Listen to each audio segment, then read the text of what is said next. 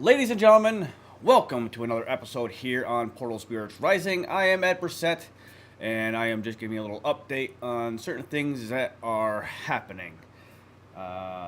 Places that we're going to be going. I'm going to give you a little bit of information beforehand so you know what's going on as we go there. Some exciting stuff that's coming up.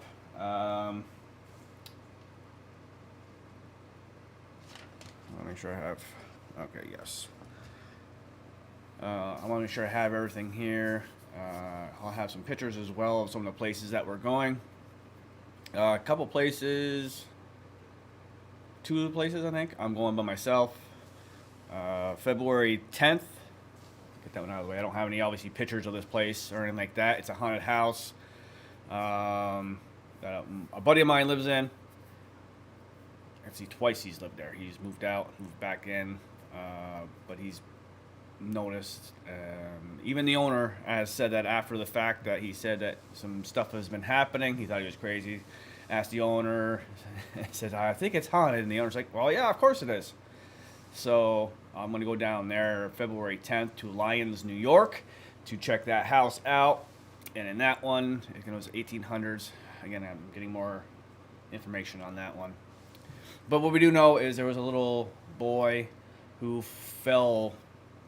I guess that's the story anyway, that he fell down the well, which it did happen. He fell down the well. Whether or not he fell by himself or pushed or whatever, that's what we're going to go find out.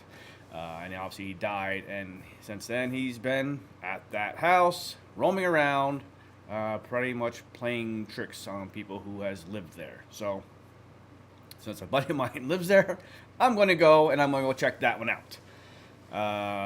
And then, well, not in real order here. June 21st, we are going to go, yes, me and Chad are going to go. Actually, no, all of us are going to go. Me, Chad, and Andrew are going to go to a place I've already been at once. It was really cold at that time. We still got a lot of activity, which if you have not done so, please go to the YouTube channel, subscribe, all that good stuff, what they ever say, subscribe, comment, share, all that great stuff. But if you have not done so, go watch the Wilson Castle in Proctor, Vermont. It was a pretty good one. I actually went with a group who puts on certain investigations, different places all the time. They're called Are You Afraid of the Dark? I gave you a little plug there. Okay, good. They're putting on another one, so we're going to go this time, but I'm also going with Chad and Andrew this time and really get into certain spots because I was able to come up with a little plan this time as far as what places I think are really good. So I'm going to just show you a few pictures and then give you a little details on these places. Won't get too much into it, but here we go. So this is, yes, the Wilson Castle in Proctor, Vermont. The construction in this place was in 1885 by a Dr. Johnson. Dr. Johnson was a Vermonter who went to New England to study medicine. And while there, he met and married a wealthy lady. After 7.5 years of planning and construction, the castle was complete at a sum of $1.3 million. That's right, you heard me right. That was in 1885, 7 years later, but still, 1.3 million. That's a pretty good penny. The Johnsons remained there in the castle for only a brief time. And then from the 1880s until 1939, the castle was bought and sold numerous times. In 1939, a radio engineer named Herbert Lee Wilson came to Vermont. He was a pioneer in the AM radio field and built radio stations all over the world. He was looking for a new location to build another station and a summer home for his family. He purchased the estate, and the history of the Wilson Castle officially starts. In the early 1940s, Colonel Wilson was noted for his engineering and radio work in Vermont.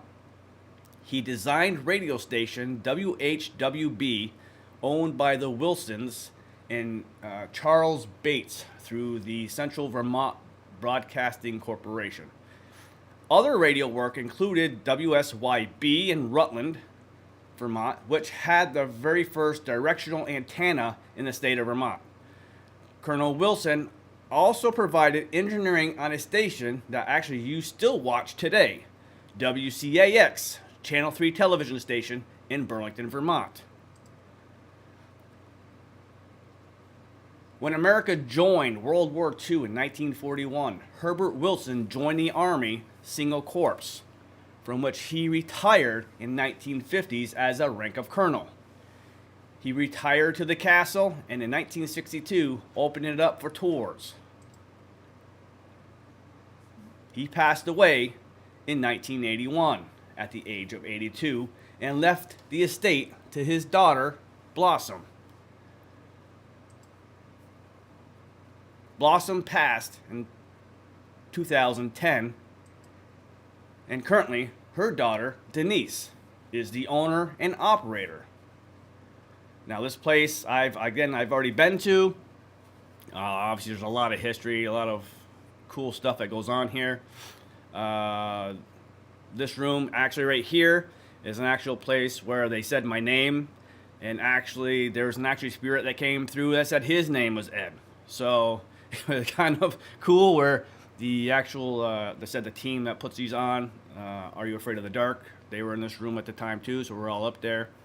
So to make no confusion, they called that one spirit Ed, and then they call me Human Ed. So that was kind of cool. So we're talking back and forth, setting off the certain equipment. And actually in that left corner, there was one when we first went up there. It was just moving around, I don't know, dancing or whatever, it just would not move. After we left, we came back, I put the music box in that corner, there was nothing.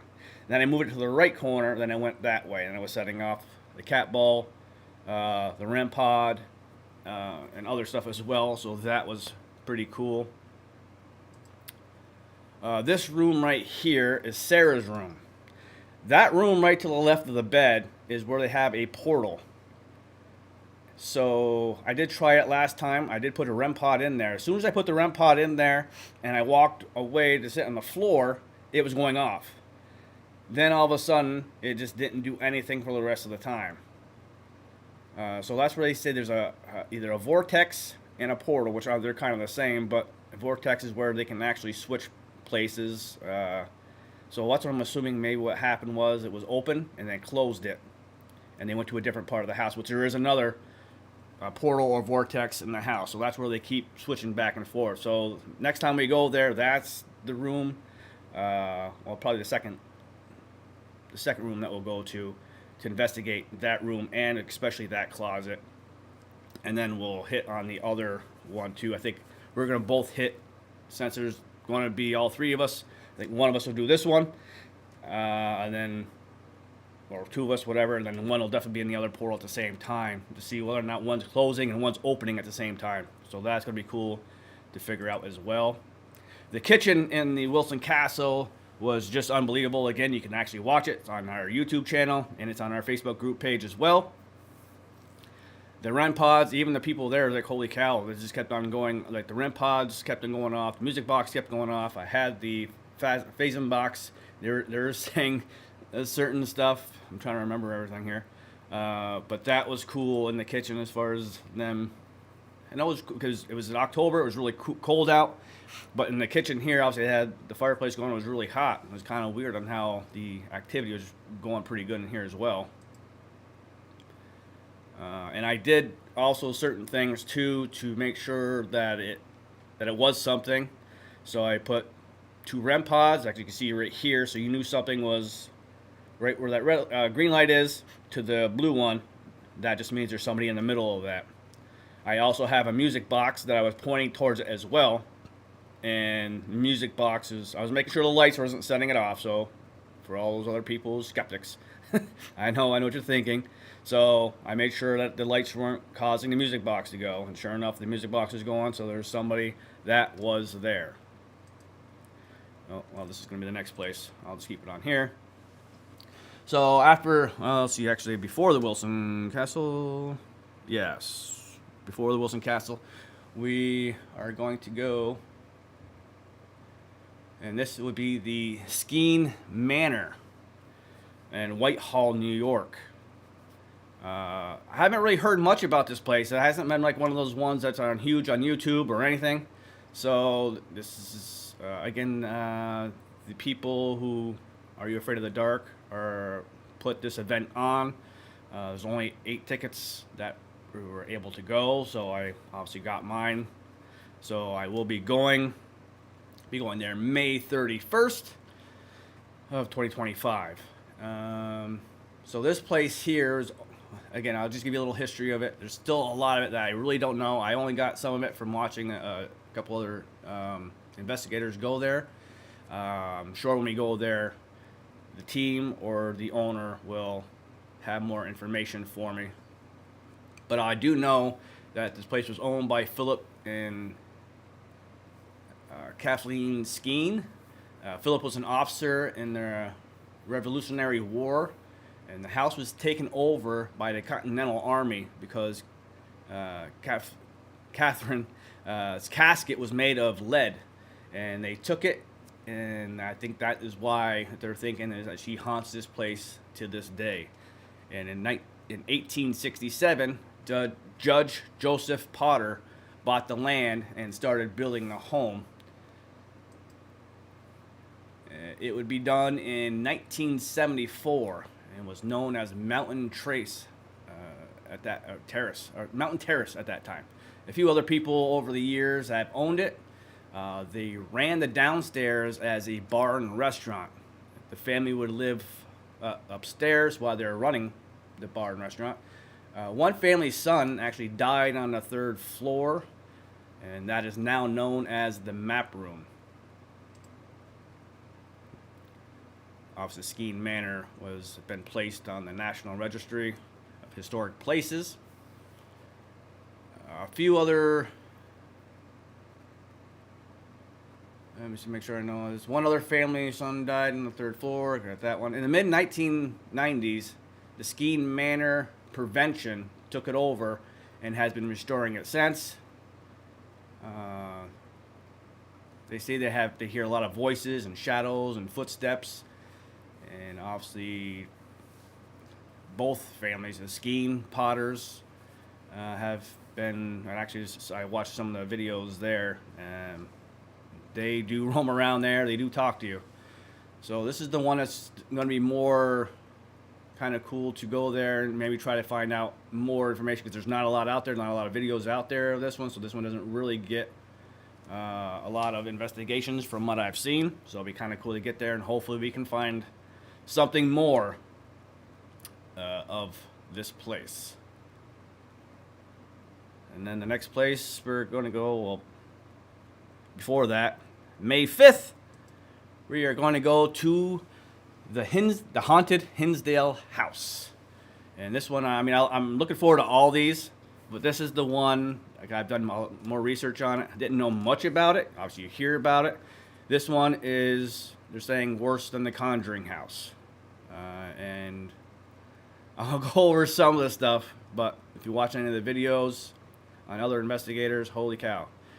I'm telling you this right now, if there's anything that's going to really happen, that's going to be, I say, evil or something bad would happen, this is going to be the place that it's going to happen. A lot of things have gone on here, which I'm going to go over here. I mean, this is basically the most famous haunted house in New York. It has all the elements of a good ghost story, a mysterious history, strange sightings, has burial grounds, unexplained events, and even an exorcism. An exorcism that actually went wrong. So there was Claire and Phil Dandy lived in this house along with their children in the early 1970s. During their time there, they were visited by many spirits. A priest was at the house more than once to perform an exorcism, which they thought worked for a while.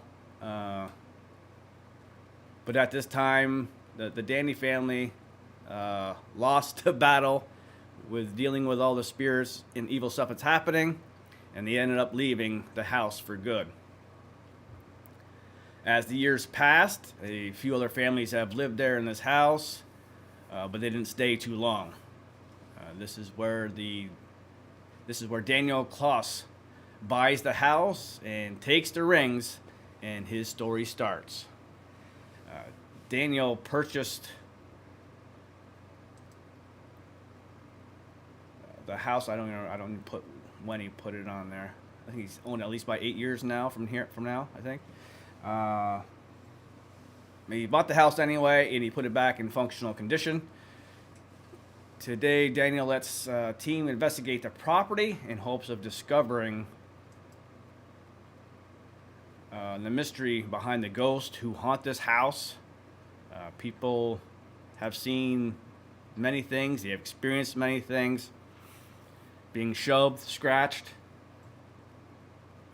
and a lot of different names. So there's a burial ground all around the land here. So they're more or less assuming that whatever happened to this land, and the house was built on the land, what was happening, that's what's happened. There's so many bodies that were buried there. And from what I heard the last time, I don't know how many cents. It costs money and stuff like that to dig up the bodies. From what last time I know, he digged up 5 different bodies that was around that property. They know there's much more, but obviously it takes money, he said. So they're waiting for funding. So again, when we go there, we're going to get a lot more details as far as what they've done so far. I think that was like 6 months ago, the last time that I've heard what's happened so far. Now, the other interesting thing that they say that they find here that people have caught on camera or seen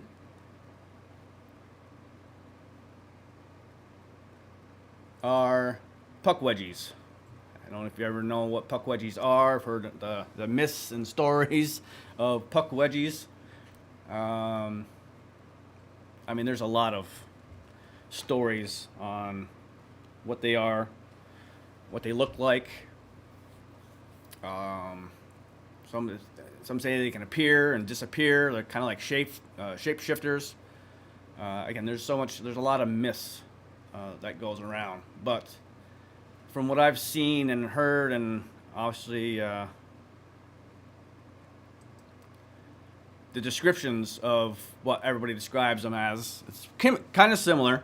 So it's kind of like one of those things where, well, people are seeing something, and yeah, I mean, there are such thing as puck wedgies, and it's just a name that someone gave them a long, long time ago.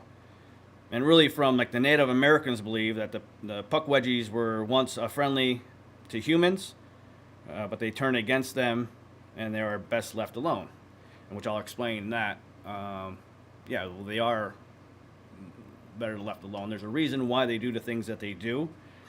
Puck wedgies would be subject to nasty tricks, subject to be, following you or playing tricks on you to cause trouble for you.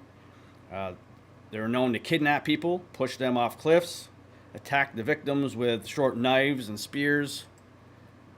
Oops, that's not the. It said they blind their victims with dirt. Again, so there's a lot of different stories and what people think what puck wedgies are and this and that. So from what I've learned in the history, and if you take a look at all the places that people have heard or seen, like Massachusetts, I guess it's a big place what they're seeing. So when you read up on that, puck wedgies are just like a spirit. That's basically what they are. They're spirits that actually are protecting the land of a secret. They want to protect secrets to the land. That's why when people say that they're the enemy, it's not so much that they're an enemy. Will they hurt you? Sure, because what they're trying to do is they're trying to protect whatever